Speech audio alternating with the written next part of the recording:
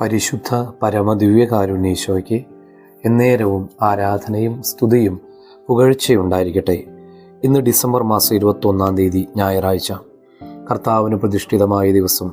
ഏറ്റവും നന്ദി നിറഞ്ഞ ഹൃദയത്തോടെ അവിടുത്തോട് ചേർന്ന് നിൽക്കാൻ പരിശ്രമിക്കാം. മത്തായി സുവിശേഷം 1-ാം അധ്യായം 25-ാം വചനം ധ്യാനിക്കാം. പുത്രനെ പ്രസവിക്കുന്നതുവരെ അവളെ അവൻ അറിഞ്ഞില്ല. ഒരുപാട് വിവാദങ്ങൾക്ക് വിധേയമായ ഒരു വചനം. പ്രത്യേകിച്ച് പന്തക്കുസ്ത വിഭാഗങ്ങൾ പരിശുദ്ധ കന്യകാമറിയത്തിൻ്റെ പ്രാധാന്യത്തെ ഇല്ലാതാക്കാൻ ഉപയോഗിക്കുന്ന വചനം. ഒരുപക്ഷെ സുവിശേഷകന്മാർക്ക് പോലും പിടികിട്ടിയില്ല ഔസേപ്പും മറിയവും തമ്മിൽ ദാമ്പത്യബന്ധമില്ലായിരുന്നുവെന്നും താൻ അമലോത്ഭവയാണെന്നും നിത്യകന്യകയാണെന്നും പരിശുദ്ധ അമ്മ വെളിപ്പെടുത്തിയതിലൂടെയാണ് ഈ വചനത്തെക്കുറിച്ച് കൂടുതൽ ആഴത്തിൽ പഠിക്കാനുള്ള അവസരമൊരുങ്ങിയത്.